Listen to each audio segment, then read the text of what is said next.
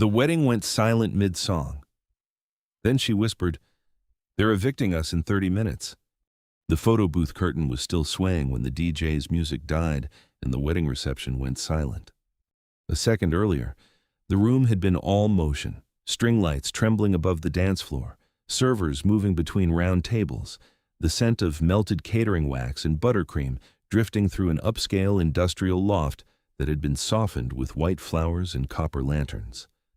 A strip of black and white photos fluttered from the metal side of the booth, the last frame showing a pair of laughing cousins holding fake mustaches upside down. Then the bass cut out. The silence landed hard enough to make every glass on every table seem louder than it should have been.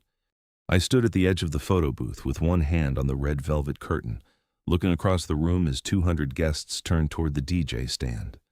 The curtain brushed the sleeve of my tuxedo. The fabric was thick, warm from the lights, and faintly dusty in the way old theater curtains always are. Claire Morgan was beside me, not inside the booth with the curtain closed, not hidden from the room. Beside me, just outside the frame, her fingers curled around a leather contract binder the color of dark coffee. She wore a modest peach formal dress with a high neckline and a short cream jacket, practical enough for someone who had been managing a wedding crisis long before anyone else knew there was a crisis. A thin pencil was tucked behind her ear. That detail should not have mattered, but it did. It was so clear that it hurt in a place I had taught myself not to check. The harsh overhead work lights snapped on. Every warm corner of the reception turned flat and unforgiving. The flowers looked staged. The copper lanterns looked cheap. The bride, Claire's younger sister Amelia, stood near the head table with one hand over her mouth and the other clutched around her husband Daniel's sleeve. A man in a cheap blazer raised a megaphone near the DJ stand. "Ladies and gentlemen, this event is in violation of municipal code. Clear the floor immediately." The crowd reacted in waves, confusion first, then nervous laughter, then the low, rising sound people make when celebration has been interrupted and no one knows whether to be embarrassed or afraid. Claire did not freeze. She blinked once under the work lights, pulled her shoulders square, and turned toward the megaphone. Her hand went straight to the binder tab clipped under her bracelet, like she had been waiting 18 months for something to go wrong and was offended it had chosen this particular hour. That was Claire. 5 years older than me, older sister, event architect, the woman who used to label takeout containers by weekday and still somehow forgot to charge her own phone. The woman who had given me back my apartment key 2 years ago because I had known how to talk armed men down from rooftops, but not how to say I was scared of coming home empty. I let the curtain fall open behind us and followed her onto the floor. In negotiations, silence is leverage. In life, it is just empty space. I had learned the first half professionally and the second half too late. Claire reached the man with the megaphone before anyone else did. "Mr. Sterling," she said, her voice level enough to cut through the unsettled room. "We have the space until midnight. It is 9:30. Turn the power back on." The man lowered the megaphone, though he kept his thumb on the switch. He was in his late 50s, with a tight polo shirt under a blazer that looked chosen for authority rather than fit. His expression carried the smug patience of someone who had rehearsed this confrontation in front of a mirror. "Ms. Morgan," he said, "your DJ's equipment is drawing unpermitted amperage. Furthermore, the noise level has exceeded the neighborhood commercial ordinance. I am exercising the emergency shutdown clause in the venue lease." "The sound check was at 3, Claire said. "You stood beside the meter. You approved the decibel level in the equipment list. Conditions change. The contract does not—" Sterling smiled with no warmth in it. "The fine for a municipal violation falls on the property owner, unless you are prepared to cover the municipal liability deposit of $10,000 in cash or certified check. Right now, I am calling the local precinct to clear the building." Amelia made a small sound behind us. Daniel stepped forward. His tie was crooked. His face had gone pale in the exact way grooms go pale when they realize money, family, and humiliation have merged into one problem they cannot solve by being polite. $10,000 at 9:30 on a Saturday night was not a fine. It was a ransom. Sterling had waited until the wedding reception was at its fullest. until the first dances were over, until dessert was plated and every relative had a phone ready, to trigger a clause that had probably sat hidden in 8-point font for months. Claire's thumbnail pressed into the side of her index finger. I saw the movement, a tiny thing, a private pressure point.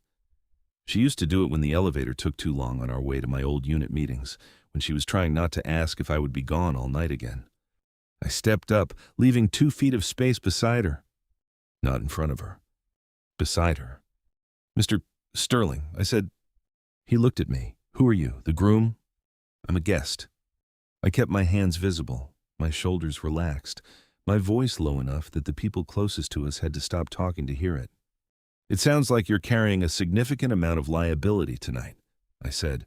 "Managing a property this size with an electrical system you consider unstable must be difficult." Sterling's chin lifted. I had named the fear under the bluster, and men like Sterling often mistook that for respect. "It is," he said, "which is why I strictly enforce the terms of the lease." "I understand, but shutting down a 200-person event creates a different liability. Panic during a mass exit, crowd control issues, guests entering stairwells at once, elderly relatives moving through service corridors. If police clear this building, they document the exact nature of the emergency you cited." His eyes narrowed. I let the pause stretch for 3 seconds. In negotiations, a pause is not absence. It is a table with 1 chair left empty, and most people cannot resist sitting down.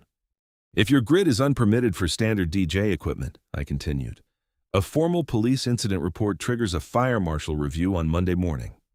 The first crack appeared in Sterling's face.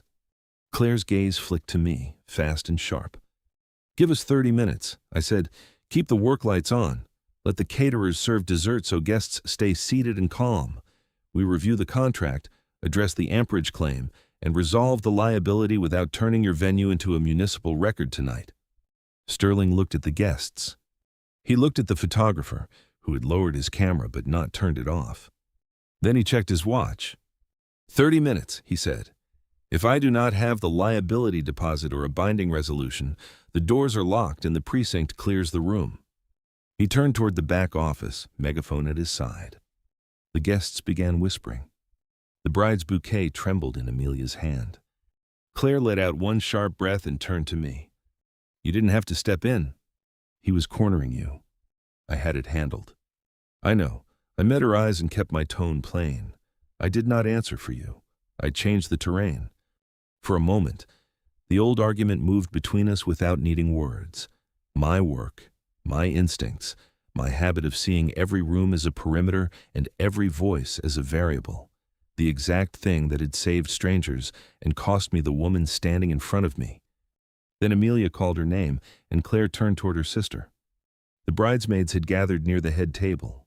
Daniel's parents were already whispering to each other, and one of the groomsmen had his phone out, probably searching whether bank transfers could be certified at night. The DJ stood with both palms raised like the equipment had betrayed him personally. Claire crossed to Amelia and took both of her hands. "This is not your fault," she said. "It's my wedding," Amelia whispered. "It is still your wedding." The music stopped. Then dessert comes early. Amelia gave a broken laugh, too small to carry but enough to keep her standing. Claire looked over her shoulder at me. "The master binder's in the bridal suite." "Show me." We moved through the edge of the room, away from the anxious hum. I redirected a server carrying a tray of champagne flutes before he backed into Claire's elbow. She did not see it. I did not mention it. Old habit, quiet intervention, the kind of care that never announced itself because announcement turns help into debt. The bridal suite smelled of hairspray, wilted lilies, and the vanilla frosting from a half-cut emergency cupcake sitting on the dressing table. 3 pairs of heels were lined up under a vanity. Someone had taped a schedule to the mirror with pink washi tape, and every item until 9 o'clock had a check mark. At 9:30, the handwriting stopped. Claire dropped the massive binder onto the glass coffee table. It landed with a sound that made the makeup brushes jump in their jar.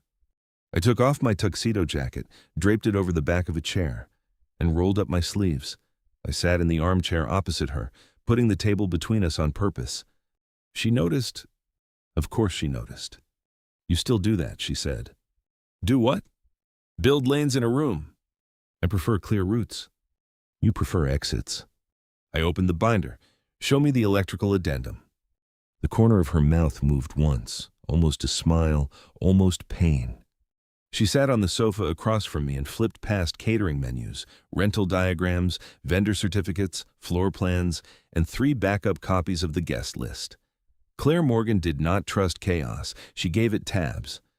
"The venue guarantees 200 amps of continuous draw," she said, turning a plastic sleeve toward me. "The DJ's spec sheet pulls 50, maximum. The string lights are LED. The caterer uses warming trays on a separate circuit. We were under the limit." "Where is the override clause?" "Section 7. She slid the contract across the glass. The font was dense. The sentences were written in that special language designed to make honest people tired and dishonest people rich. I read the paragraph once, then again. I took out my pen and circled 2 phrases. "Local grid instability. Emergency discretion of venue management." Claire leaned forward. "He's using the city grid as a scapegoat. He doesn't have to prove we overloaded anything tonight. He only has to scare Amelia's new family into paying before the wedding looks ruined." "And the site risk waiver?" She frowned. There was no site risk waiver. Sterling returned at the wrong moment, which told me he had probably been waiting outside the door. The suite door opened without a knock. He stood in the doorway with 2 security guards behind him and a single sheet of paper clipped to his board. 20 minutes, he said. "And for clarity, the groom signed this when your vendors arrived at 4. Acknowledgement of site risk. It waives your right to arbitration." He tossed the paper onto the table. Claire went still. I picked it up before she could. Daniel's signature sat at the bottom. It looked rushed. The date was today. The witness line was blank. Claire's hand closed around the edge of the binder until the leather creaked. "Daniel signed this without telling me?" "He was busy," Sterling said. "A wedding day is emotional. People miss details." He enjoyed that line. I filed it away. Sterling checked his watch. $10,000, or in 20 minutes, the reception ends. He shut the door. The room seemed smaller after he left. Claire sat back slowly. "I managed every detail of this night for 18 months, she said. Every flower count, every allergy, every shuttle route. I made 3 rain plans for a building with a roof. Caleb, and I missed the one piece of paper he needed. The air conditioner vent clicked above us. It rattled once, a soft metallic stutter. My mind caught on that sound. It had done the same thing 2 years ago, in my apartment, when Claire set my key on the kitchen counter and told me she could not keep being the quiet room I returned to only after the crisis ended. I remembered staring at the vent screw, because if I looked at her face, I would have had to admit I had no idea how to make a life with enough space for both my work and her heart. I set Sterling's paper flat on the table. "Do you want me to make a call and pull municipal records?" I asked. "Or do you want to keep this inside the contract for now?" Claire lifted her eyes to mine. I waited. That mattered. It should have mattered more to me back then. She wiped one hand over the binder tab, straightening something already straight. "Make the call," she said. "But I want the numbers in front of me." "Then you stay at the table. I'll get the public records. You keep reading. If I find leverage, you decide how we use it." She nodded. I stood and reached for my phone. "Are you leaving?" she asked. The question was quick, too quick. It carried 2 years inside it. I stopped at the door. "No," I said. "I'm stepping into the hall because the reception is terrible in here, and because I do not want to make a municipal call over your shoulder while you are reading. I will be back in 3 minutes." Her fingers loosened on the binder. 3 minutes, she said. "Less if Captain Miller's in a bad mood." "Is that good?" "It means he answers faster." The smallest sound left her, not quite a laugh, but a pressure valve opening. I stepped into the service hall and called a number I had avoided for 6 months. "Parker," the gruff voice answered. "Captain Miller." There was a pause. I wondered when you'd need something official enough to pretend this isn't a personal call.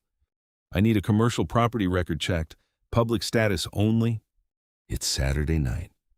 "I'm at a wedding." "That sounds worse." "It is becoming municipal." He sighed. Address?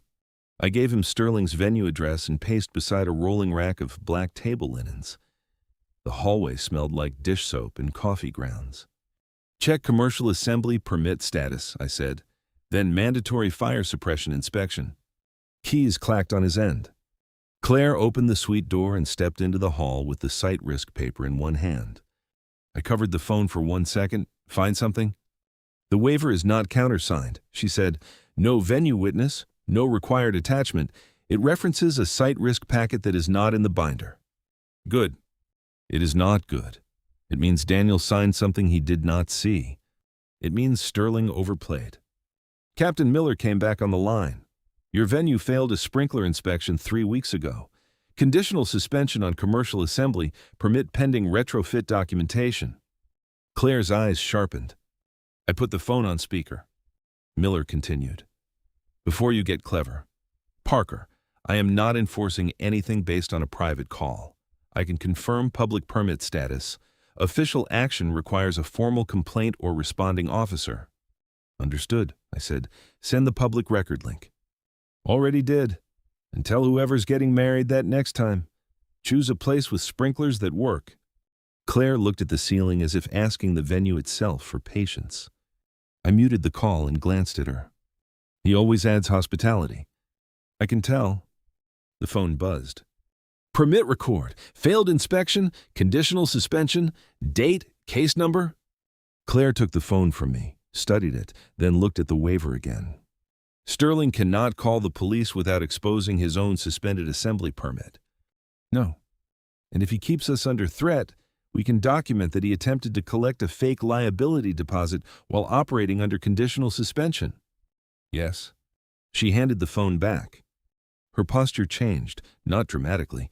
No sudden transformation, just a small square of the shoulders. A woman finding the floor under her again. Then we do not pay him.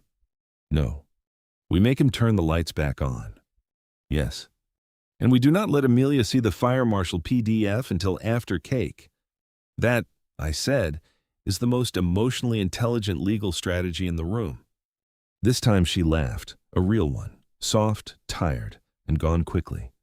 The red velvet curtain of the photo booth stirred in the main room when we walked back through the reception. The work lights were still on. Guests sat at their tables with plates of dessert in front of them, whispering over forks. Someone's grandmother was eating cake with determined dignity, which I respected more than most legal arguments. Sterling stood near the DJ booth with his arms crossed. His security guards looked bored now. That was useful. Bored guards are less committed to bad decisions. Claire stopped beside me before we reached him. I speak first, she said. Good. She looked at me. And if I miss something, I will hand you the document. Not take over. Not unless you ask. She gave one short nod. Then she walked toward Sterling. You are not receiving the deposit, she said. Sterling's eyebrows rose. Then this event is over. No, she said, placing the unsigned site risk waiver on the DJ table. This document is incomplete. It is missing the required attachment and a venue witness signature. You used it to pressure a groom during vendor load-in, then waited until the reception peak to demand $10,000. I am enforcing my lease. You are operating under a conditional suspension. His expression blanked for half a second. I handed Claire my phone with the permit record open. She turned it toward him. This is the public commercial assembly permit record. Failed sprinkler inspection. Conditional suspension pending retrofit documentation. If you call the precinct, their report brings this record into the incident file. If you clear this wedding under a false municipal code threat, we file a complaint with the city and attach your demand for cash. The guests closest to us went very still. Sterling looked at me. I did not speak. This was Claire's line. Her sister's wedding, her binder, her decision. Claire set the phone on the DJ table between them. You have one choice that does not end with your own venue locked, she said. Restore contracted service, keep the guests safe, serve dessert, let the reception finish by midnight, and tomorrow morning, you send my sister and her husband a written confirmation that no liability deposit is owed. Sterling's face flushed. The DJ looked like he wanted to applaud, but feared professional consequences. Daniel came up beside Amelia near the head table. He looked confused, guilty, and grateful all at once. Sterling's mouth tightened. "You are making a mistake." "No," Claire said. "For once tonight, I am refusing to pay for yours." There it was. The decisive line, not shouted, not theatrical. Better than that. Precise. Sterling stared at the permit record. I could see him doing the calculation. A false shutdown might scare a family. A formal municipal inspection could shut down his business. He had built the trap around public embarrassment, and Claire had turned the spotlight back where it belonged. He turned to the DJ. "Power it up!" The DJ moved so fast he nearly tripped over his own cable. The overhead work lights clicked off. Warm string lights washed over the room again. Music returned. Not as loud as before, but loud enough for 200 people to remember what they had come to do. A cheer rose from the tables. Amelia burst into tears in a way that was finally happy enough to be allowed. Daniel put both arms around her, and when the DJ restarted their reception playlist, the first notes sounded almost heroic. Claire exhaled beside me. The red velvet curtain of the photo booth moved in the returning air, no longer hiding anything, just a curtain, just fabric, just something that opened and closed. She touched the edge of my sleeve once, then let go before the moment could turn into pressure. "Thank you," she said. "You did the hard part. You found the record. You chose how to use it." She looked toward Amelia, who was being pulled back onto the dance floor by bridesmaids with mascara under their eyes. "I have maid of honor duties," I assumed. "You should stay. I am a guest. You were always terrible at being only that." Then she walked away before I could answer. That was fair. Claire was good at leaving before silence became a weapon. For the next hour, I kept to the perimeter. Old habit, maybe also a promise to myself. I watched the room stabilize. Sterling stayed in his office. The security guards vanished. The caterers served cake. Daniel found the DJ and apologized. Amelia danced with her father under lights that no longer looked borrowed from a municipal interrogation. I stood near the photo booth while the printer clicked out a strip left behind from earlier. The heavy red velvet curtain shifted whenever guests passed it. At the beginning of the night, it had felt like a private space, a threshold, a mistake waiting to happen. Now it felt like a reminder. Curtains could create privacy. Yes, they could also create avoidance. In negotiations, silence is leverage. In life, it is just empty space. I had used silence on Claire 2 years ago because I did not know how to admit that every dangerous call left me less able to come home whole. I had thought saying nothing was safer than saying the wrong thing. It had only made an empty room. At 11:15, I found her outside in the courtyard garden, sitting on a stone bench under a line of small lights. The city night pressed against the brick walls, cool and damp after the heat of the reception. She had removed the pencil from behind her ear. It lay on the bench beside her like a tiny surrendered weapon. I carried 2 plates of cake and 1 glass of sparkling water with no ice and 1 lime. She looked at the glass first. "You remembered." "I remember inconvenient details." "You forgot to tell me you left field crisis work." "That was not a detail." "No," she said. "That was the thing I needed to know." I sat on the other end of the bench, leaving space between us. I set the cake beside her and kept mine balanced on my knee. The courtyard music drifted through the open door in pieces. She picked up the fork but did not eat. "Why didn't you tell me?" I could have said timing, pride, fear, all true, none complete. "Because I did not change jobs to win you back?" I said, "I changed because losing you made the pattern visible. I was good at emergencies because I understood what people said under pressure. I was terrible at ordinary life because I treated quiet like a break between emergencies instead of a place someone might be waiting for me." Claire looked down at the cake. The fork pressed into the frosting, then stopped. "I waited in a lot of quiet rooms, Caleb." "I know." "No, I don't think you did then." The sentence landed without cruelty. That made it harder to dodge. I set my plate down. "You're right." The courtyard lights hummed softly overhead. I kept thinking if I explained the job better, You'd understand why I came home empty. But understanding danger is not the same as being loved through it. I made you hold the ordinary pieces of our life alone." Claire's hand moved to the pencil beside her. She rolled it once beneath her palm. "I was angry for a long time. You should have been—" "I still was, until about 20 minutes ago. That seems efficient. It helped that you scared a venue manager with public permit records.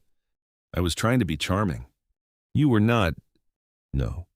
For the first time that night, the smile stayed on her face. Then it faded into something softer. "You said earlier that in negotiations, silence is leverage." "I did. You used to go silent with me when you were scared." "Yes." "Were you scared tonight?" I looked through the open doors of the dance floor, at the red velvet curtain moving near the booth, at Amelia laughing with cake on her fork. "Yes." Claire waited. I did not let the empty space answer for me. I was scared I would step in too much. I was scared I would not step in enough. I was scared that if I told you I missed you, it would make the help I gave tonight feel like pressure. Her throat moved once. "That matters," she said. "I know." She reached into the small clutch beside her and pulled out a black and white photo strip. "Not tonight's." "Older?" "A friend's birthday party 2.5 years ago. 4 frames. Us laughing in the first. Me pretending to negotiate with a vending machine in the second. Claire rolling her eyes in the third. In the fourth." I was looking at her like the rest of the room had lost jurisdiction. I stared at it. "You kept that?" "I found it in the binder pocket this afternoon. I put it there before we broke up because I was going to make you sign the guest book at Amelia's engagement party. Then I forgot." "That is a very specific ambush." "I was an organized romantic." "You still are." She looked at the photo strip and then at me. "I still miss the quiet we had," she said. The red velvet curtain moved in the doorway behind her, stirred by music and the passing bodies inside. My hand stopped at the edge of the photo strip. For 1 second, I could only hear the faint click of the booth printer inside, still turning moments into paper, whether anyone was ready for them or not. "I never stopped missing it," I said. She did not lean into me. I did not reach for her. Not yet. Instead, she placed the old photo strip on the stone bench between us. "A bridge, not a demand." "Then maybe we start with a quieter kind of honesty," she said. I picked up my fork. "With cake?" "With cake." "Strong opening position. You taught me leverage." I took a bite. The frosting was too sweet, the sponge a little dry, and it tasted better than anything I had eaten in 2 years. Inside, the DJ announced the bouquet toss. Claire closed her eyes. "I have to stop that from becoming a contact sport." "Do you want backup?" She stood, brushing a crumb from her jacket. "No, I want you to guard the cake. A serious assignment. Do not negotiate with anyone under 12. I make no promises." She walked back inside, and this time, the silence she left behind did not feel empty. It felt like a place being held. At midnight, the wedding ended on schedule. Sterling did not appear again. The DJ packed his equipment under the actual amperage limit. Amelia and Daniel left through a tunnel of sparklers while guests cheered loud enough to test Sterling's nerves, but not his ordnance. Claire stood at the edge of the exit line with her binder under one arm, smiling like someone who had survived a war fought in satin shoes. When she passed me on her way to gather the remaining envelopes from the gift table, she handed me the old photo strip. "Hold this," she said. "For how long?" She looked back over her shoulder. "Until I ask for it." I folded it once and placed it inside my wallet. It was not a promise. It was not a second chance. Not yet. It was a piece of evidence. And I had learned to respect evidence. 6 months later, morning light moved across the floor-to-ceiling windows of Claire's downtown architecture firm, turning the drafting tables gold. It was a Sunday, which meant the office was officially closed and unofficially full of things Claire did not trust interns to organize. Rolls of blueprints leaned against the wall. A model of a community library sat under a clear cover near the conference room. Someone had left a sticky note on the espresso machine that said, "Do not let Caleb touch settings." I had not touched the settings. Recently, I sat at her drafting table with a contractor agreement open in front of me, a black coffee with one ice cube beside my notepad. That had become my habit in her office, coffee cold enough to slow me down, one cube only, because Claire said two made it performatively dramatic. The old photo strip was clipped to the corner of her corkboard beside a sketch of the library entrance. Next to it, a newer strip from Amelia's wedding showed the red velvet curtain half visible behind us, both of us standing outside the booth, looking at each other instead of the camera. The picture had printed crooked. Claire refused to trim it. She walked in carrying a roll of blueprints against one hip and a key card on a blue ribbon between her fingers. "Before you make a comment," she said, "this is not a badge of authority." I had not opened my mouth. "You were preparing." I was admiring the ribbon. "It matches the library renderings. It is a very serious ribbon." She set the blueprints down and placed the key card beside my coffee. "The senior partners are taking us to brunch in an hour to celebrate the library contract," she said. "They asked if I was bringing the negotiation consultant who saved my sister's wedding and keeps correcting our subcontractor language in the margins." That is a long title. I shortened it. "To what?" She looked at the photo strip on the corkboard, then back at me. "I told them I was bringing my partner." The word landed without spectacle. No crisis, no broken lights, no manager with a megaphone, no curtain creating a small square of privacy. Just morning, coffee, blueprints, and a woman choosing the name out loud after the crisis had been over long enough to prove the choice was real. I picked up the key card. "What does this open?" "The office, the model room, the side entrance after hours." She paused. "Not because you need access, because I want you to stop waiting in the lobby pretending you enjoy the security guard's crossword commentary. Martin has strong opinions about vowels. Martin thinks you are lonely. Martin should focus on building security. He is building community." I turned the key card over in my hand. The plastic caught the morning light. "In negotiations, silence is leverage. In life, it is just empty space." I had spent years learning how to make quiet useful. Claire had taught me how to make it honest. I clipped the key card beside my own office badge. Then I reached into my wallet and pulled out the old black and white photo strip from her sister's wedding night. I laid it on the drafting table between us. "You told me to hold it until you asked for it." "I remember. Are you asking?" Claire picked it up and studied the 4 frames. The red velvet curtain was barely visible in the corner, a dark shape, a threshold, a reminder of everything we almost hid behind and everything we eventually chose to say. "No," she said, sliding it back to me. "Keep it a little longer." "How long?" She stepped beside my chair, not crowding, just close enough that the quiet between us had room to breathe. "Long enough to prove we do not use silence to disappear anymore." I looked at the key card, the photo strip, the blueprints, the coffee with one melting cube. Then I looked up at her.